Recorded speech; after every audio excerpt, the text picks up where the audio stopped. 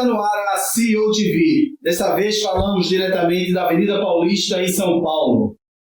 Hoje nós vamos conversar com o Manuel Marinho, um executivo muito experiente na área de auditoria e consultoria tributária, que desenvolveu carreira na PwC, uma das maiores firmas de auditoria do mundo, por mais de 16 anos, liderando diversas áreas. Sou um pouco suspeito para falar de Manuel, trabalhei diretamente com ele em diversos projetos nacionais e internacionais, e hoje nós vamos conversar com o Manuel sobre compliance fiscal e a nova égide da função tributária.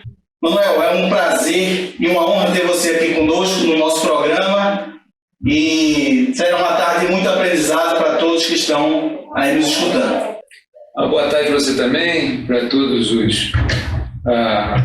aqueles que acompanham a CEO TV, uma excelente iniciativa, muito bonita, muito bacana, já tive chance de ver a maioria dos seus vídeos, estou curioso para ver os outros. Muito obrigado e compartilho com você que sempre foi um grande prazer, uma satisfação trabalhar com você também, como tivemos juntos lá na PwC, na consultoria. Muito obrigado e vamos enfrentar as questões hoje juntos. Você pode participar conosco aqui desse bate-papo, fazendo comentários, mandando perguntas sobre compliance fiscal para Manuel Marinho através do endereço que vamos fornecer no final desse vídeo. Obrigado, Anex. Vai ser um grande prazer estender a discussão com todos os seus inscritos do canal, com as dúvidas que vão vir. Vai ser um grande prazer. Pode trazer e a gente vai continuando a nossa conversa pelas vias virtuais. Manuel, nesse momento tão singular da humanidade, onde todas as pessoas físicas e jurídicas tiveram que se readaptar no seu modus operandi, seja na sua vida particular, seja na sua vida profissional.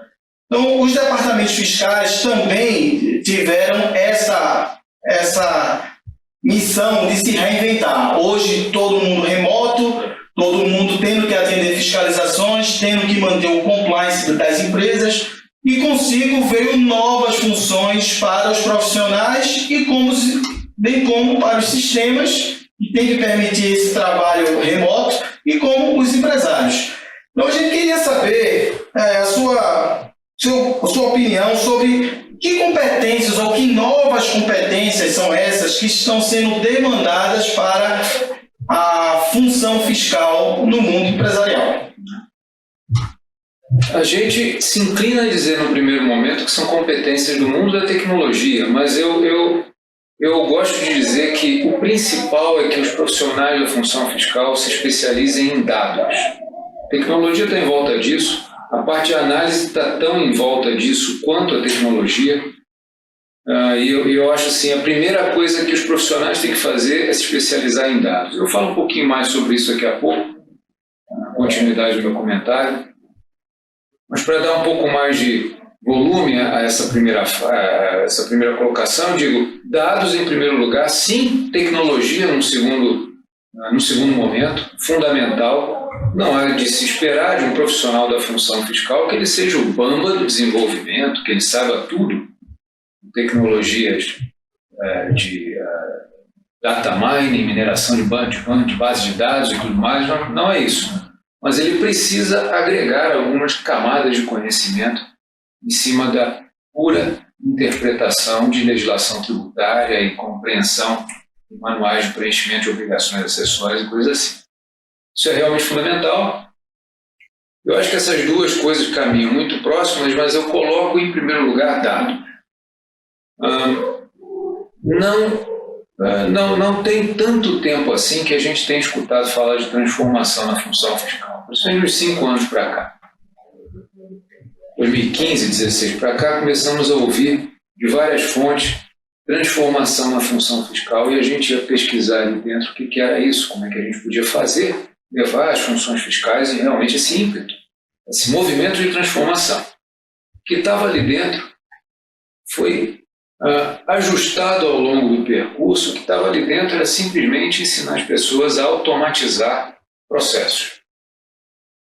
Então, num processo de transformação da função fiscal, a maioria do pacote antigamente vinha na forma de automação. Automação robótica, automação na parte de tratamento de dados, ETL avançada, essas coisas assim. E hoje, o que eu noto que aquelas companhias mais avançadas já perceberam e já estão tratando de fazer um câmbio é que primeiro você tem que ajudar essas pessoas a entenderem de dados. Elas têm que entender de dados. Tem que dominar técnicas de estatísticas de entendimento de dados, compreensão e manuseio de volumes massivos de dados com devida tecnologia. As plataformas de business intelligence servem exatamente para isso, as famosas, todo mundo conhece. Não faço propaganda se eu disser Power BI, se eu disser ClickDeck, se eu disser Tableau. Todas essas plataformas, elas são aquelas áreas de conhecimento que eu acho que, primeiramente, os profissionais da função fiscal têm que se ocupar, entender e dominar, para depois mergulhar mais a fundo na parte de tecnologia. Então, se eu tivesse que dar assim, um grande roteiro de transformação da função fiscal, eu faria isso. Entenda muito bem de dados. Depois você vai entender a parte de análise avançada de dados, conhecendo mais a fundo essa parte de BI. Em paralelo, você começa a agregar alguns conhecimentos na parte de automação. Você não precisa ser o bamba da automação, aquele cara que mexe em todos os tipos de funcionalidades, em todos os tipos de tecnologia. Pelo menos as mais simples você pode saber. E se você conseguir se ocupar de automatizar 3, 4, 5 processos que tiram por mês 3 ou 4 horas cada um, você já agregou para você na sua função fiscal 12, 15, 20 horas que você pode aplicar em análise. Então, eu diria que esse é um grande movimento, dados, análise avançada, em paralelo aqui com a análise avançada, a parte de automação, e lá na frente, conhecimento profundo de processo. Eu gosto de dizer também que é importante que, em conjunto com tudo isso aí, o profissional da função fiscal passe a entender um pouco mais de projeto. Desenho de projeto, coordenação de projeto e as técnicas mais avançadas de projetos ágeis, né? É importante também. Mais uma vez, não precisa ser um bamba, né? Mas ele precisa saber dessas coisas para fazer as escolhas certas. Ele vai dar mais eficiência, vai dar mais velocidade, mais efetividade, atividade que ele tem que empreender. Competências, então, Anegri, para fazer o resumo da sua primeira pergunta, você está certíssimo, a demanda é grande para os profissionais da função fiscal, essa parte de eficiência, e eu diria assim, meu roteiro preferido é dados. Conheça bastante de dados, modelagem, de onde você vai extrair os dados, análise de dados e análise avançada, em paralelo com isso, automação, o conhecimento de projeto. Essas são as coisas que sequer constavam na cartilha do pessoal da função fiscal há 5 anos atrás. Era uma mosca branca quando você entrava numa função fiscal, você via ali um cara que conhecia de SQL, sabia fazer umas queries, esse cara era o rei, né? Posso, tudo ficou para trás, né? E esse é o roteiro que eu acho que melhor ajuda a empresa a entrar num fluxo, num ciclo de transformação eficiente. Para quem não entrou, dica para entrar rapidinho, porque agora essas tecnologias estão bem mais baratas do que eram há 6 ou 7 anos atrás. Esse é o melhor momento, sem dúvida.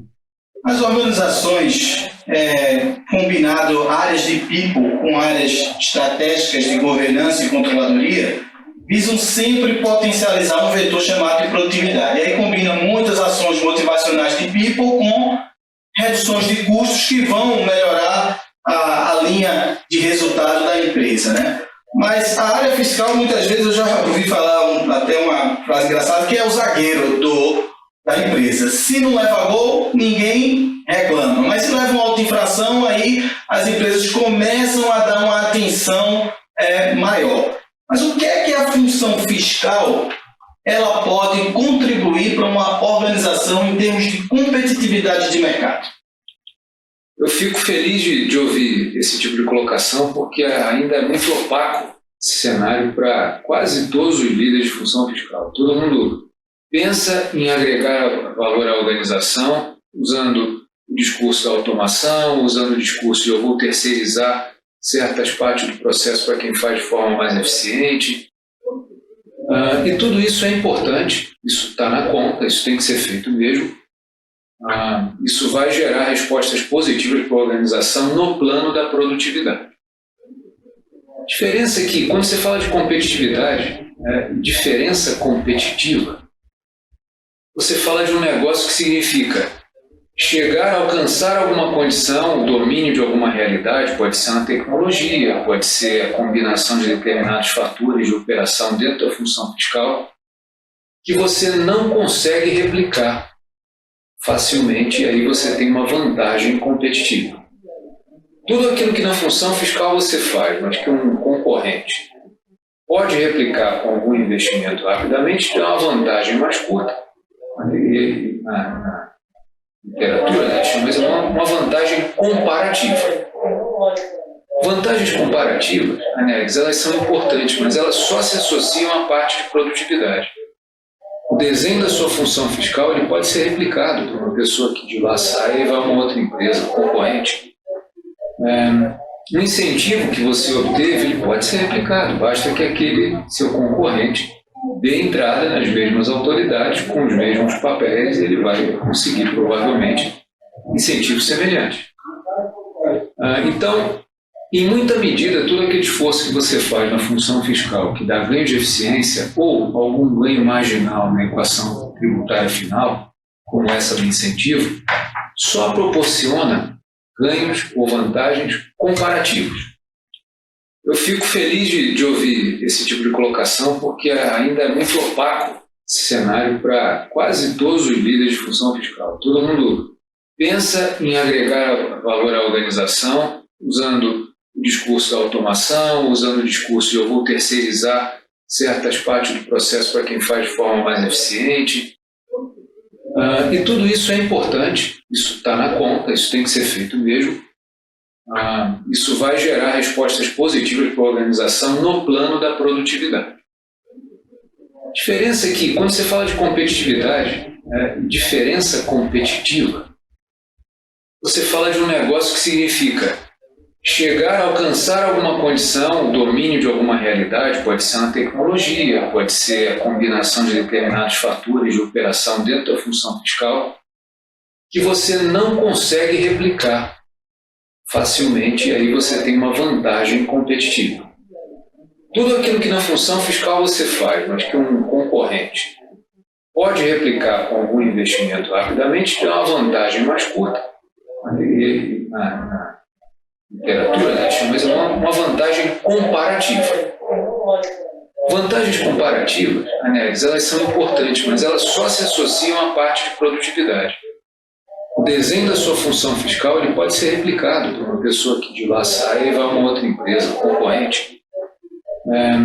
Um incentivo que você obteve ele pode ser replicado, basta que aquele seu concorrente dê entrada nas mesmas autoridades, com os mesmos papéis, ele vai conseguir provavelmente incentivos semelhantes.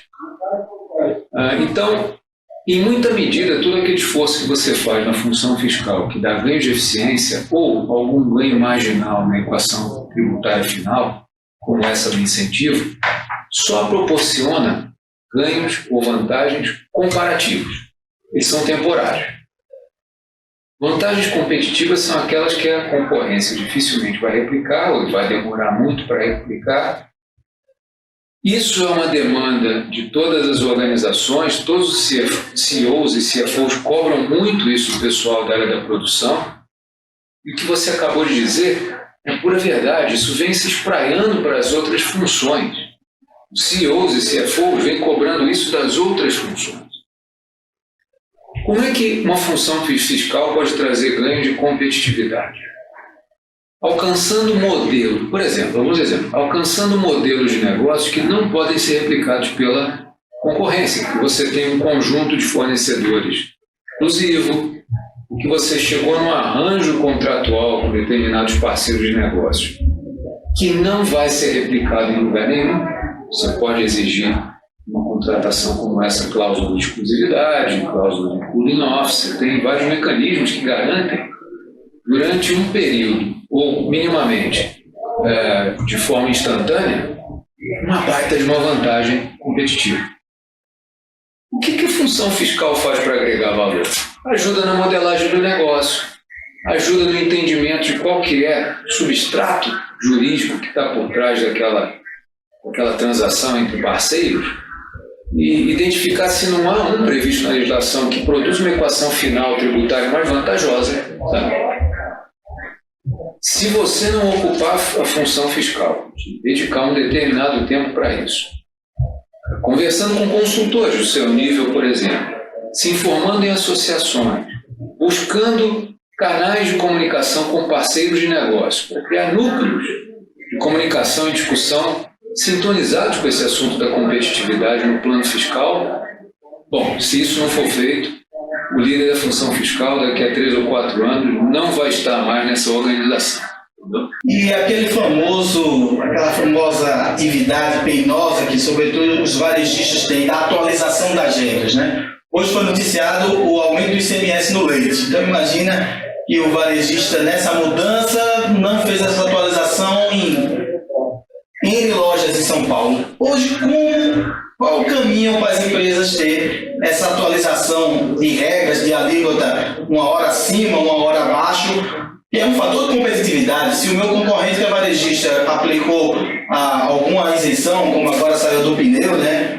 E eu não apliquei hoje eu perdi ou fiquei em non-compliance. Quem está no segmento de caminhão tirou vantagem da isenção do pneu hoje, na hora que entra em vigor, que não conseguiu atualizar os seus sistemas rapidamente ou por qualquer motivo não teve como reconfigurar toda aquela base tecnológica que dá suporte à emissão de documentos, durante algumas semanas vai perder dinheiro e pode perder mercado e pode perder boas oportunidades de negócio.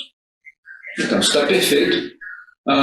Em resposta ao que você perguntou, como é que a gente faz para atualizar rapidamente essas regras? A informação hoje não é tão demorada, ela chega muito rapidamente nas funções fiscais. Subir essa informação para dentro do sistema é que é o problema. Nós dois sabemos bem disso, que era um dos principais gargalos que a gente tentava resolver os clientes. Avançou muito nos últimos 4 anos a tecnologia existente no Brasil para reconfiguração, adaptação e atualização de regras fiscais e sistemas. RPs oferecem isso e alguns provedores do mercado local também oferecem. Se eu tivesse que dar uma primeira sugestão, como é que eu faço? Se eu tiver num segmento muito exposto a grandes alterações tributárias, varejo, qual que é a melhor recomendação para manter na crista da onda das mudanças de regras fiscais? Contratar sistemas de tax determination, e hoje no mercado eu poderia citar uns 4 de boa qualidade que vão dar conta de 90% das regras fiscais, 85%. Não é sempre que é possível você colocar o subsídio de regras fiscais no seu sistema amparado por um suporte ou suportados por um sistema de tax determination. Às vezes não dá. A própria configuração do seu sistema. Olha, eu uso um SAP Standard que está hosteado na Alemanha e eles não dão abertura para que a gente tenha elementos de configuração, parametrização, contas ou quaisquer coisas assim diferentes para atender requerimentos específicos do Brasil. Dificilmente você consegue plugar uma ferramenta de tax determination num sistema como esse. Tudo é possível em termos de sistema. Provavelmente você vai ter que criar uma camada de interface super gigantesca aqui no meio, sujeita a muita manutenção, nada standard, e integrar isso no RP usando alguma função de comunicação que dê resposta real-time para emissão de documentos, por exemplo. Remote functions e coisas assim. Isso pode ser custoso, isso pode ser exageradamente desafiador no plano da tecnologia, isso pode ser contra determinadas políticas de sistemas internos da organização. Então, muito embora a minha primeira resposta seja: considere fortemente utilizar um sistema de tax determination, porque já há pelo menos uns 4 de muito boa qualidade no Brasil, e eu sei que você pode ter obstáculos tecnológicos importantes que talvez não dê para superar. Plano B, outsourcing. Terceirizar a função de emissão de notas fiscais para um terceiro. Ele vai receber uma ordem de venda, talvez venha incompleto, ele vai agregar um determinado valor ali em completar com o que for necessário e vai voltar com alguma informação para você emitir a nota fiscal dentro de casa, ou ele emite por lá, depois faz só a reposição dos XMLs para cá. Né? Se isso não for possível, porque você não encontra um BPO confiável. Difícil você achar um cara 100% confiável do dia para a noite também, certo? Isso é um grande problema das multinacionais que estão entrando no Brasil. Né? Não tem estrutura, vão para um BPO e o BPO, às vezes, deixa a desejar. Deixa a desejar. Não, concordo. Justamente por essa complexidade de fazer exatamente essa mudança de regras. Exato. Na hora que o cliente precisa, né? Se for muito complexo, é difícil. Qual que seria o plano C? O plano C seria você tirar toda essa parte de emissão de documentos fiscais, o componente standard do seu RP, trabalhar isso numa camada separada, como se fosse um add-on, né? E comprar desenvolvimentos localizados para esta camada de tecnologia aqui. Cara, super customizado, de complexa manutenção, mas se você realmente tiver necessidade de ter respostas rápidas, mudança de regra no mercado, eu usaria esse plano C sempre considerando, né, o valor que existe na utilização desses engines de tax determination, e hoje há pelo menos uns 4 bons provedores aí no mercado. Tudo isso que caminhamos e conversamos aqui nos blocos anteriores, você acredita que esse é o novo normal para a função fiscal? Então, o que a gente pode esperar para esse ano 2021, nessa retomada da economia mundial com vacina? O que muitos têm chamado de novo normal aí aplicado à função fiscal? Eu acho que sim. Eu vejo 3 pilares de câmbio que se consolidaram ao longo aí do período de pandemia, e que a gente tem ousado chamar de novo normal, até perder um pouco de gás, esse tipo de expressão nos últimos tempos, né? Mas ainda se escuta. Na função fiscal, a gente já vinha sendo empurrado para inovar há uns 3 ou 4 anos. A gente já vinha sendo empurrado, algumas organizações respondiam de forma mais rápida, outras um pouco mais letargicamente, mas a gente já vinha sendo forçado a novas fronteiras, a gente já vinha sendo motivado a empurrar as fronteiras para frente, né? Então, eu não acho que na função fiscal a gente vive uma condição de novo normal. Para a função fiscal, o novo é o normal há uns 3 anos. Você entendeu? Eu tenho os artigos no LinkedIn, depois o pessoal querendo pode dar uma olhada lá, um deles é exatamente sobre isso. Eu acho que 3 coisas grandes e importantes aconteceram durante a pandemia, que funcionou mais como um catalisador do que como um revelador de novidade, né? A primeira delas é a utilização de metodologia ágil na função fiscal. Nem sempre as funções fiscais tinham um processo para discussão de novas regras e tudo mais, ou seja, um processo importante para trazer novas realidades de negócio para dentro das suas rotinas, né, de cálculo, apuração, determinação de tributos, geração de obrigações e notas fiscais.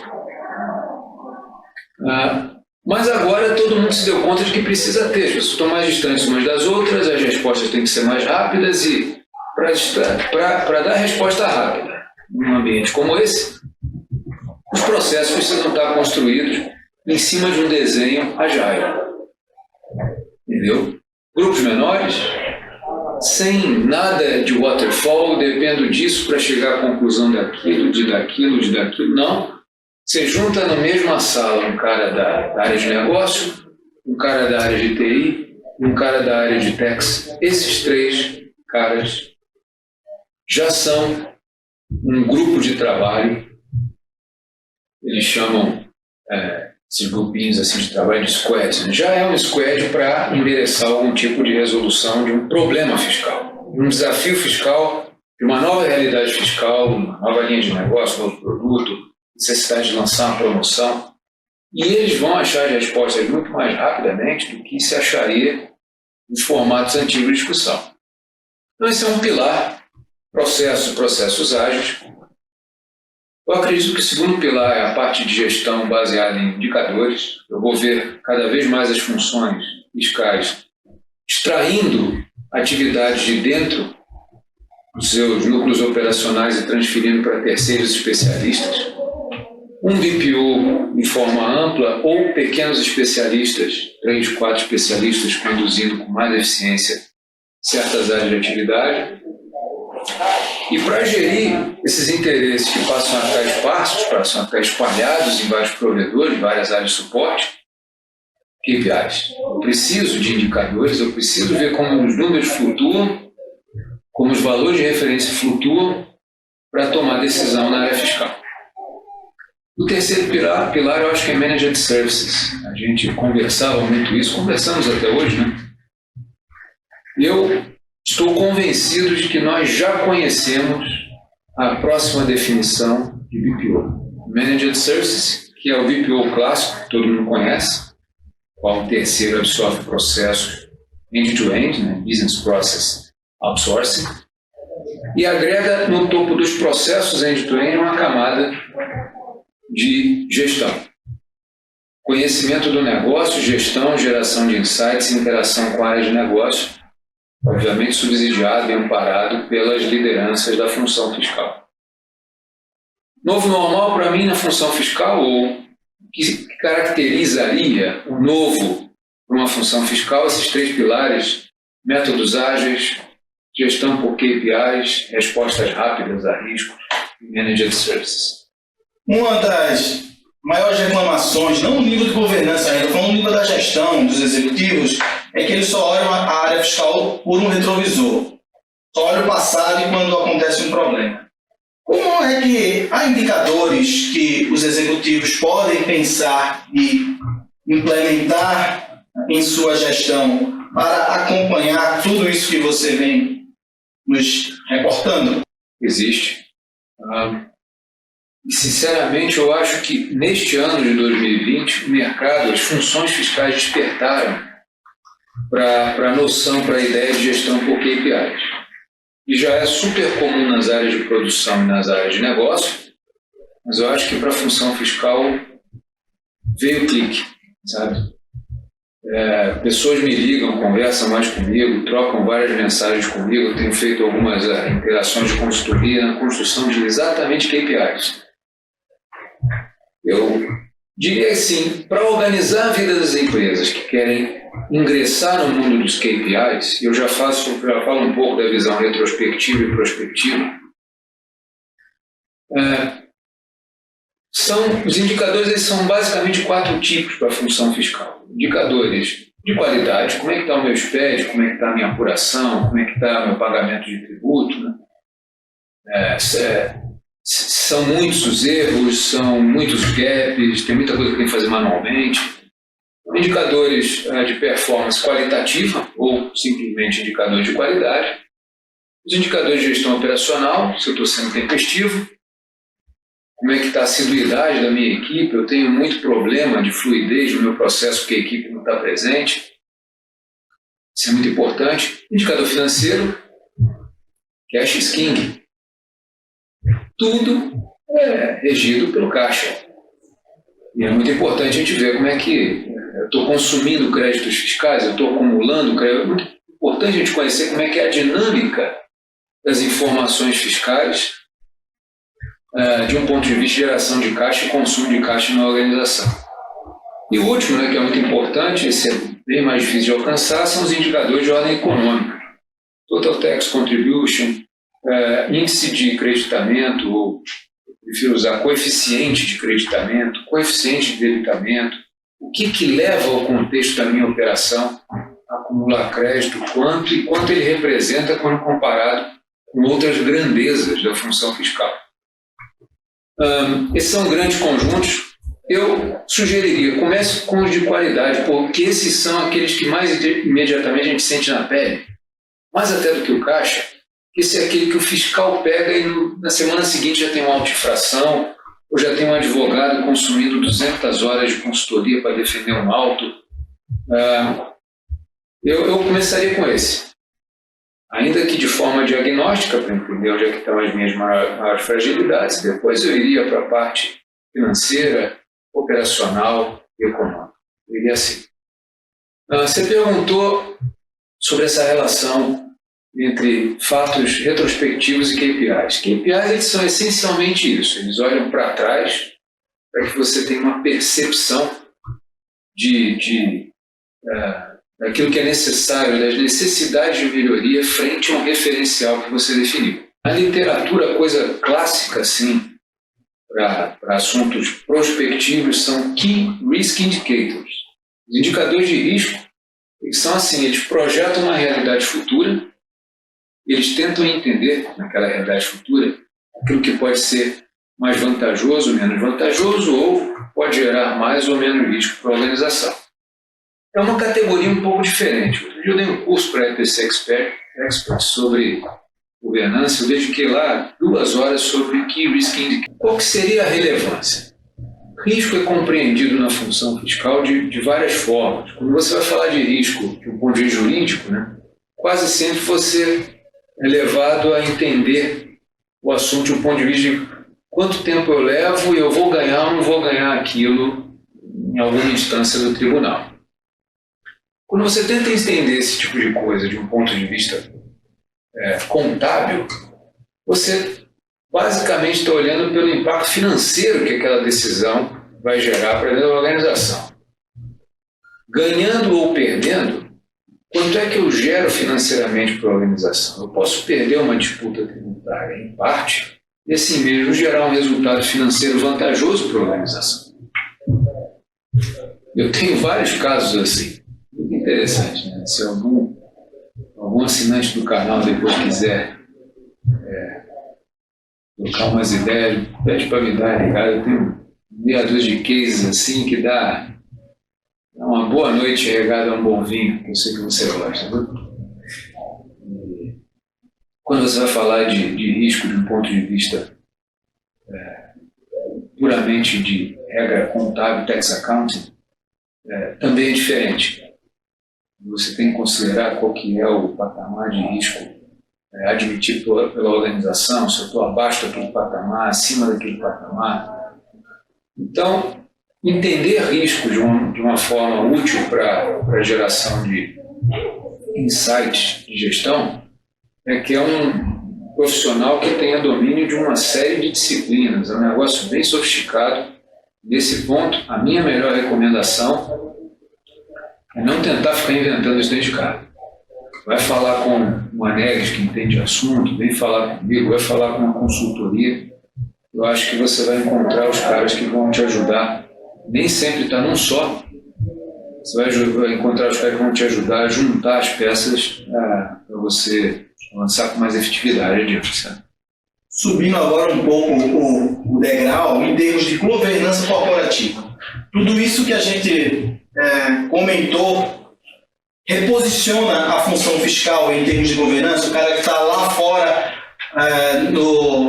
nos Estados Unidos, que está na Europa, que quer fazer uma governança em cima dos dados e da função fiscal no Brasil, como você vê essa questão? Sem a menor dúvida, o campo de assuntos ligados à governança para a função fiscal se ampliou demais.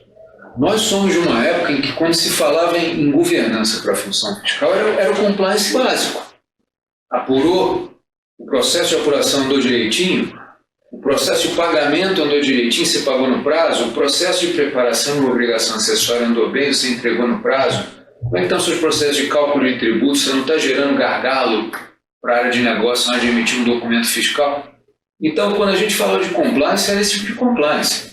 Da nota fiscal, da obrigação acessória, das rotinas de apuração, de pagamento de tributo.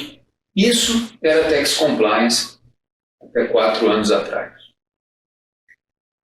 Há 10 anos atrás, ou 8 anos atrás, aconteceu um negócio, né? A gente estava saindo daquela crise de 2008, e aí descobriram na Europa um negócio que já era muito comum aqui, que era a guerra fiscal. Descobriram lá uma porção de países que davam incentivos, que atraíam empresas para lá, e deslocavam um pedaço do lucro para lá para uma tributação mais favorecida. Né? Luxemburgo, Irlanda, algumas localidades lá da Europa. Coisa que a gente já tinha aqui há muito tempo, entre estados. Então foi bom eles verem, experimentarem um pouco do que era a guerra fiscal. A gente só falava daqui para lá e eles achavam que a gente era uma baita jabuticaba. Bom, eles experimentaram o assunto guerra fiscal lá.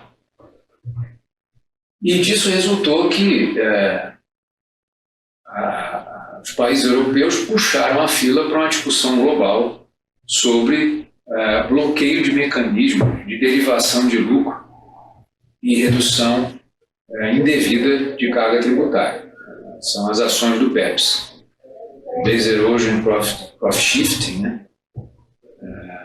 Tem aí aproximadamente 8, 9 anos de lançamento, e nesse momento aí várias jurisdições na Europa começaram a bloquear o uso desse tipo de incentivo, ou disseram, não, você pode usar, mas para fins de tributação eu vou calcular esse tributo de uma forma nocional diferente, e você vai recolher um pouco mais de tributo aqui. Como é que você vai se entender com a sua jurisdição que favorece, né, a sua jurisdição incentivada? É um outro problema, mas eu vou tratar assim. Esse tipo de coisa veio logo depois daquela época da crise de 2008. Na Europa se estendeu até 2010, 2011, a gente pouco sentiu isso aqui. Nosso problema veio a partir de 2014, né? Mas lá na Europa foi um grande impacto para várias jurisdições. Vários países ficaram com dificuldade financeira tremenda. As contas fiscais dos países não fechavam. E aí apareceu, né? Veio à luz esse assunto dos paraísos fiscais europeus e outros ali nas periferias. Quando os políticos começaram a discutir isso, né? Quando os legisladores começaram a discutir isso, esse negócio ganhou a mídia. E o que aconteceu é que o grande público simpatizou com a ideia de que não era tão legal esse negócio de uma determinada empresa ter um volume de negócio gigante no Reino Unido, um volume de negócio gigante na França, um volume de negócio gigante na Alemanha, e não pagar nessas jurisdições um quinhão tributário proporcional a essas riquezas, esses negócios gerados. E essa turma, que começou a simpatizar com o movimento legislativo, foi para a rua.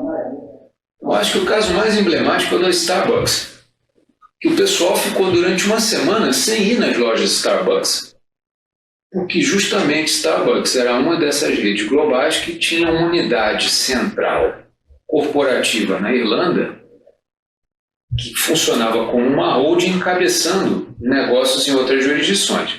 A partir da Irlanda, eles cobravam então royalties, eles cobravam então management fees e outras coisas mais, e faziam com que o lucro daquelas jurisdições operacionais fosse derivado para a Irlanda, onde era tratado de forma favorecida.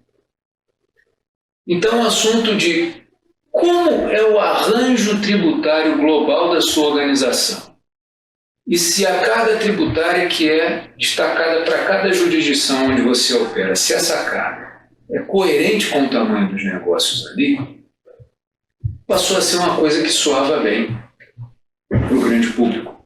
Eles compraram a ideia, vestiram essa camisa, fizeram vários movimentos, como eu disse, talvez o mais emblemático da Starbucks, e eles inauguraram uma era com base na qual a moralidade das suas práticas fiscais era tão importante quanto o compliance tributário tradicional.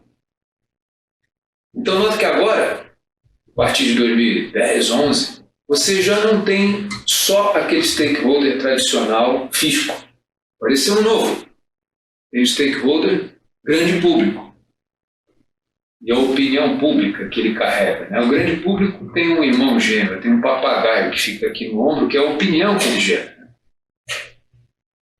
Esse stakeholder não era conhecido da função fiscal, ele passou a ser. Foi a partir daí, pode ver, a maioria esmagadora dos códigos de conduta tributária, o Código de Ética Tributária, eles datam de 2013, 2014, todos eles. Eu ajudei a escrever alguns. E, para além, portanto, do tax compliance tradicional, a governança também exige que o líder da função fiscal, voltando ao tema da governança, enderece temas de vários outros stakeholders. Um desses stakeholders é o grande público, a opinião pública que ele carrega. E para não me estender muito, mas só para dizer que na mesma esteira outros stakeholders ganharam igual dimensão, eu diria assim, fornecedores e clientes, que são stakeholders clássicos das áreas de negócio, passaram a ser também da função fiscal.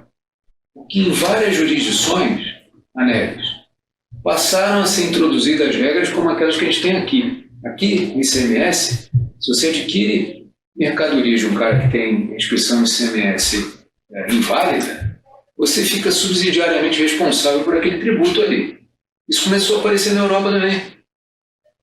Então a comunidade de fornecedores e clientes, vamos dizer assim, o supply chain, virou um stakeholder da área tributária para eles também. Já acontecia isso aqui. Não quero ficar que nem o Luxemburgo para dizer isso já tinha aqui, eu já fazia isso. Não, mas nós já tínhamos isso aqui. Isso foi experimentado em outras jurisdições com uma consciência de governança mais avançada e eles responderam a isso. A gente tem uma disciplina que coordena os interesses no supply chain para ver se tem alguém ali com problemas e se há alguma distorção de carga tributária no supply chain. Isso também existe lá, inclusive tem no SPED, tem uma determinada obrigação acessória que você entrega na Europa, que é justamente para fazer o acompanhamento de valores e tributações no supply chain.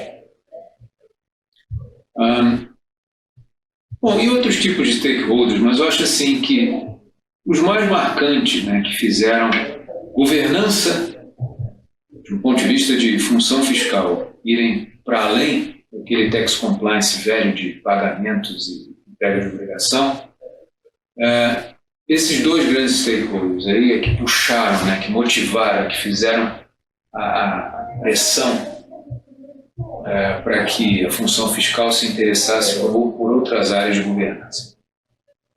Os stakeholders supply chain, os stakeholders opinião pública, o papagaio de pirata, o grande público, o papagaio de pirata dele, que é a opinião que ele, grande público, gera.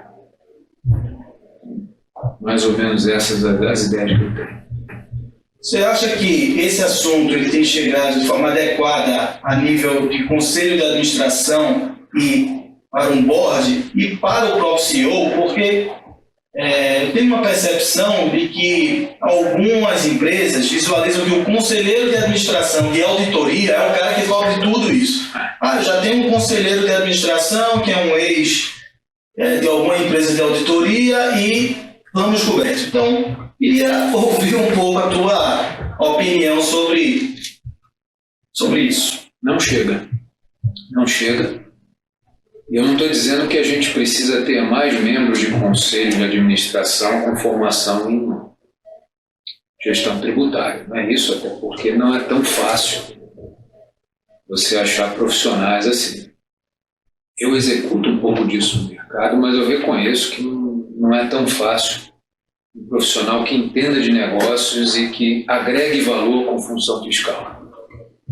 É mais comum você encontrar um cara muito forte em função fiscal ou na parte, digamos assim, da disciplina fiscal, mas com muito pouco conhecimento em negócio, sabe?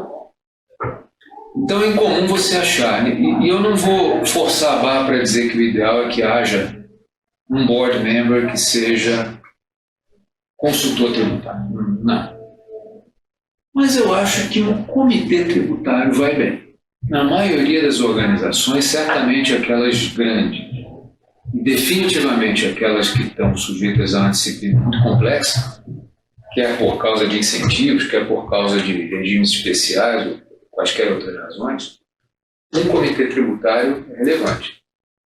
Num comitê, o papel da função fiscal é informativo, de suporte. O IBGC, a orientação do IBGC é que você não tenha nos conselhos um líder que seja ligado à função. Você pode ter uma pessoa da função fiscal no comitê tributário, mas o líder daquele comitê ele não deve ser o líder da função fiscal, que gera um conflito de interesse natural. Então, a orientação geral do IBGC é assim, se você for criar um comitê que você precisa de mais informação e mais profundidade, que são dois corolários ali da responsabilidade do conselho, então, quem encabeça esse comitê tributário tem que ser um board member, tem que ser um conselheiro. Você pode ter mais de um conselheiro ali, não é obrigatório, e você pode até chamar pessoas da função fiscal a integrar esse comitê numa atribuição informativa e coisa assim. Então esse é o caminho mais curto. Respondendo a sua pergunta, não, eu acho que as coisas não estão chegando com boa qualidade no CEO. O CEO tem um pouquinho mais de recurso, ele pega o telefone e manda vir informação. O conselho também manda vir informação, mas ele tem um caminho mais longo para perseguir e ele não está no dia a dia operacional, ele acompanha os negócios à distância. Então, não chega com boa qualidade nem no CEO e nem no conselho, e para mim, o melhor mecanismo para levar informação com adequada profundidade, lateralidade até o board e o CEO é através de um comitê. Um comitê de tributos, um comitê tributário, um comitê de tributação, chame como quiser, um comitê dedicado a temas complexos da área tributária. E aqui você pode até congregar os dois. Você pode falar de gestão e você pode falar de risco, olhando para trás e olhando para frente. As duas coisas cabem dentro do comitê. Bom, não é uma estrutura que sai barato, né? Isso demanda recursos. E para quem tiver realmente que lidar com essa pressão de alocar, né, fazer o tamanho do comitê tributário caber no seu budget, no seu orçamento, que seja pelo menos um comitê de instalação itinerante. De instalação, se não for um comitê permanente, um comitê seja instalado em bases periódicas. Cumpre lá uma jornada semestral, desinstala, mais uma jornada e por aí vai. Dá para fazer assim. Uma sugestão que eu acho que deve ser fortemente considerada pelas empresas, que não. A informação não chega adequadamente em nível de CEO e em nível de board. E uma nova onda aí que está vindo muito forte, é chamada ESG. E muita gente ainda não conhece o que é isso. Quais as conexões que você percebe entre essa sigla e a função fiscal? A onda ESG é a mais recente onda de governança corporativa, né? Para quem gosta da disciplina, a primeira onda muito forte de governança que levou realmente as empresas a assumirem estruturas de governança robustas veio lá da década de 90. Algumas coisas que aconteceram lá no Reino Unido, né? Eles viram lá uma situação muito forte de conflito de agência, os interesses dos donos da empresa, dos acionistas, se distanciando dos interesses dos gestores. Aqui é mais no curto prazo, o acionista é mais no longo prazo. Esse negócio aqui se chama, em disciplina de governança, conflito de agência. Existem disciplinas para você diminuir o conflito de agência, a tensão entre esses dois grupos de interesse. Como disciplinar é garantir o melhor interesse da organização. Cadbury Report é o nome do relatório que foi montado pelo grupo das agências de governo britânica que inspecionaram isso e criaram uma disciplina que hoje governa essa relação entre o gestor e os donos, os acionistas. O que está aqui no meio são os boards. Na maioria das jurisdições, as estruturas que se criou para fazer a comunicação entre esses dois grupos de interesse foram os conselhos. Então essa foi a primeira onda. A segunda onda veio alguns anos depois, em função do problema que a gente teve lá com a Enron.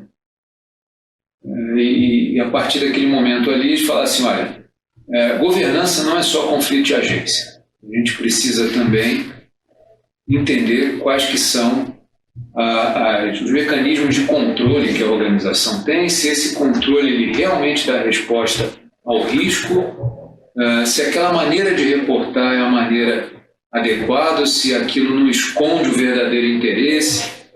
Na disciplina contábil foi aí que surgiu muito forte mesmo, aquela história toda do substance over form, entendeu? Substância sobre a forma.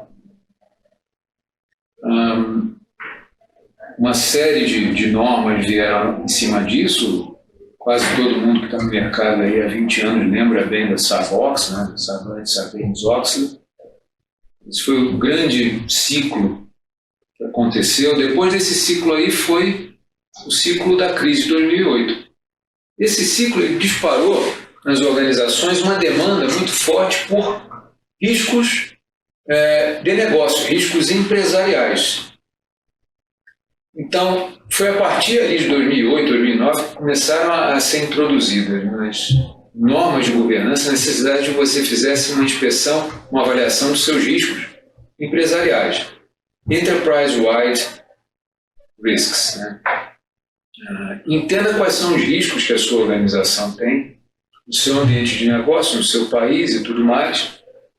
Você tem riscos de crédito no seu país, você tem riscos de grandes convulsões sociais no seu país e o que fazer de um ponto de organização para se manter operando sustentável ou minimamente equilibrado. Então, esse foi o terceiro movimento. Os reguladores vieram muito forte com uma série de coisas que passaram, inclusive, a ter que ser auditadas. Os auditores tiveram que dar opinião sobre sistemas de controle. Esse foi o terceiro grande movimento. O quarto grande movimento foi há uns 4 ou 5 anos atrás, quando começaram a vazar dados. Quando os dados pessoais começaram a vazar e, em cima disso, vieram as leis de proteção de dados.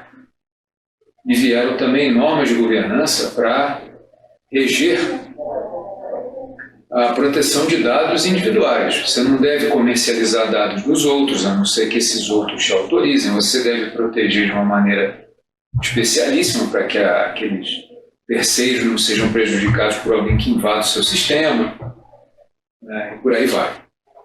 A reação das autoridades, né, regulatórias foi justamente criar normas, algumas delas legais, de proteção de dados e de entendimento de riscos de sistemas. A quinta onda é a onda ESG. Essa talvez tenha sido a primeira que não ficou embaixo do braço do regulador. Todas as outras, o regulador acompanhava de perto, olhando de lupa, e ele soltava normas. A onda ESG não é assim. A onda ESG veio do público. Veio da nossa experiência como civilização e como nós estamos evoluindo como civilização e como nós cobramos de um baita de um agente da nossa civilização, que são as organizações, as empresas. O que acontece? Eu, como consumidor, vou preferir aquele produtor, aquele industrial que produz bebidas, digamos, e que cuida de todo o ciclo de reciclagem das embalagens PET ou de vidro na sua cadeia. Mesmo que eu tenha que pagar 50 centavos a mais, eu vou preferir esse produto. Entendeu? Eu vou preferir aquelas empresas que têm ações afirmativas de gênero, de idade, de limitações físicas. Mesmo que aquela empresa tenha marcas um pouco mais caras, eu vou preferir aquelas ali porque eu me identifico com o jeito de ser daquelas organizações. Eu vou preferir organizações que, antes de tomar a decisão, pensam na gente. É aquela história que eu falei para você, o stakeholder grande público, o componente governança de pensar em qual que seria o intuito da lei, qual que seria a resposta operacional menos ofensiva de um ponto de vista moral. ESG, portanto, não é um negócio que está embaixo do braço do regulador. Ele é a mais legítima resposta das gestões da empresa no plano da governança para as provocações ambientais, sociais e de governança que vêm da própria sociedade. E aí a sigla, né, é ESG, de Environmental, Social e Governance. E aí a sua segunda pergunta: o que a ESG conversa com a função fiscal? Tax morality, definitivamente. Cuidado com planejamentos tributários agressivos. Mas eu não estou ferindo a lei. Já não é só isso que importa agora. O stakeholder grande público está te fiscalizando e cobra disclosure dessas suas políticas e cobra que você tenha um código de conduta tributária a ser seguido por todas as pessoas da função fiscal. Como líder da função fiscal, o que você tem que fazer? Você tem que puxar a fila nessa parte de interesses de diversidade. Você tem que ser o cara que decide tomar ações afirmativas e falar assim: olha, eu vou contratar pessoas. Esse ano, só vou contratar pessoas que atendam a algumas definições de diversidade, de gênero, de raça, de idade, e pronto. E fazer isso. Algumas organizações fizeram isso no ano passado, né? A gente acompanhou alguns casos da Bayer, talvez emblemático. A contribuição da função fiscal para o ativo reputacional da organização, e é claro, né? Isso vem dar retorno para ela própria, a função fiscal. Você faz a organização ganhar, você fica muito bem representado perante seus pares na sua comunidade de líderes de função fiscal também. Né?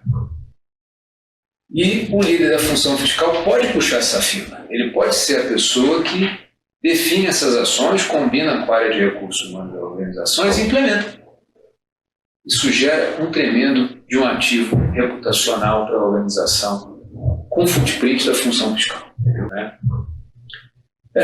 As funções fiscais são um pouco adormecidas para essa temática ESG. Eu acho que é papel do CEO provocar, atiçar, exigir, demandar. E do lado da função fiscal, eu acho que os líderes têm que ser super proativos e eles têm que ser atentos, eles têm que dar esse tipo de retorno para a organização obrigatoriamente. Eles não podem achar que eles são uma função dormente dentro da organização. Eles são uma função de back-office, como gostam de falar alguns. Eu sou back-office. Se você quiser, você é mesmo. Se quiser ganhar proeminência, você ganha. E há várias frentes aqui na agenda ESG que podem ser ocupadas, podem ser exploradas pelos líderes de função fiscal, que vão dar uma bela resposta para a organização, sem muito custo incremental, viu, Anelis? Eu acho que isso é importante. Sem um custo incremental muito grande. Investimentos marginais. Dá para fazer. Eu vou soltar um artigo no LinkedIn por esses dias exatamente sobre esse tema. Baita coincidência, mas quem tiver curiosidade, se der uma fuçadinha lá no LinkedIn, vai achar alguma coisa mais sobre isso. É claro, estou sempre aqui à disposição para discutir. Se um dia você for montar uma mesa redonda com CEOs e colocar isso como centro de discussão, pode contar comigo. Então, antes das nossas considerações finais, eu queria agradecer os apoiadores desse trabalho, né? Truck Van, soluções sobre rosas. Se você quer transformar um caminhão em qualquer coisa, um baú de uma UTI móvel, um palco de show, uma loja, uma oficina, entra lá no site da Truck Van e olha lá diversos produtos a serem oferecidos para transformar um baú de caminhão em qualquer coisa. Queria agradecer também a RITP Móveis. Se você pensa em montar uma estrutura empresarial com móveis adequados para o seu ambiente de trabalho, procure a RITP Móveis. Queria mandar também um abraço aos nossos amigos da Refly Shampoo, que tem uma linha de shampoo afro muito interessante, eu inclusive uso. E agradecer também à empresa GoToTax, que produz soluções fiscais inteligentes. Então, agora vamos passar às considerações finais de Manuel sobre esse complexo tema, porém um tema muito atual e necessário para a competitividade das organizações. Considerações finais, meu amigo Manuel. Bom, muito obrigado pelo espaço. Espero que seja do interesse aí dos assinantes do canal. Muito feliz em por aqui. Eu consigo atuar aqui em várias frentes, né? Eu também tenho os meus empreendimentos particulares nos quais eu sou CEO, eu consigo ver um pouquinho dos dois lados da mesa, né? Mas, assim, com o meu chapéu de consultor, eu acho que a principal mensagem que eu teria para passar para líderes de função fiscal e para CEOs são no sentido de que expandam seus horizontes, façam isso rapidamente. Em termos de competência, que foi a sua pergunta inicial, em termos de compreensão e leitura da dinâmica das suas áreas de atuação usando KPIs, em termos de como delegar competências a terceiros, sejam elas competências em sistemas ou funcionais puras, aspectos de governança super importante, e como eu comentei hoje, existe muito mais stakeholder olhando para conteúdos da função fiscal do que aqueles que existiam há alguns anos atrás, que era basicamente o fisco, né? Hoje, acionistas querem saber, tesouraria está de olho, a opinião pública está de olho, está todo mundo olhando muito de perto para a função fiscal. Abram seus olhos, expandam seus horizontes, façam isso rapidinho, senão vocês vão realmente ficar para trás. Ficando para trás, vocês podem cair na armadilha da diferença competitiva, né, da desvantagem competitiva a que eu me referi antes. Muito obrigado, estou à disposição, sei que os contatos vão ficar aí. Muito grato a você e aproveito a todo mundo que estiver assistindo no canal. Meus amigos CFOs, CEOs, empreendedores e empresários, hoje nós conversamos com Manuel Marinho, que foi sócio da PwC, é conselheiro de administração, é investidor anjo e é consultor empresarial. Então você que é empresário, você que é CEO, os contatos de Manuel estão aqui disponíveis aqui no vídeo.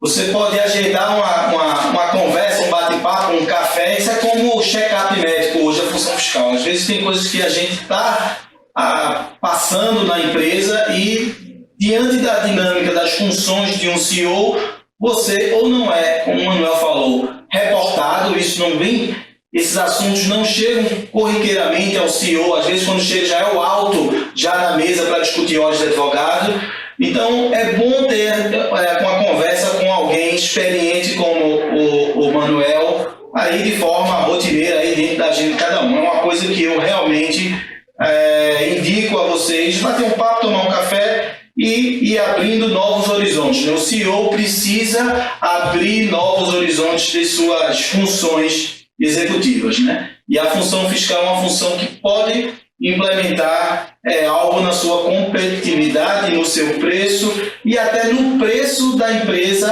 se porventura estiver num processo de venda, né? Tem muitas empresas que descartam ou desconhecem algo que Manuel atuou vários anos numa das maiores empresas da auditoria do mundo, que é o pré-deals. As empresas podem capitalizar e monetizar o seu ativo circulante com créditos fiscais antes de concretizar uma venda. Então, tudo isso, todo esse caminho que é muito complexo, não é simples, mas Manuel pode ajudar vocês aí, tá? Então, um forte abraço a vocês e nos vemos aqui em breve aqui com novos temas.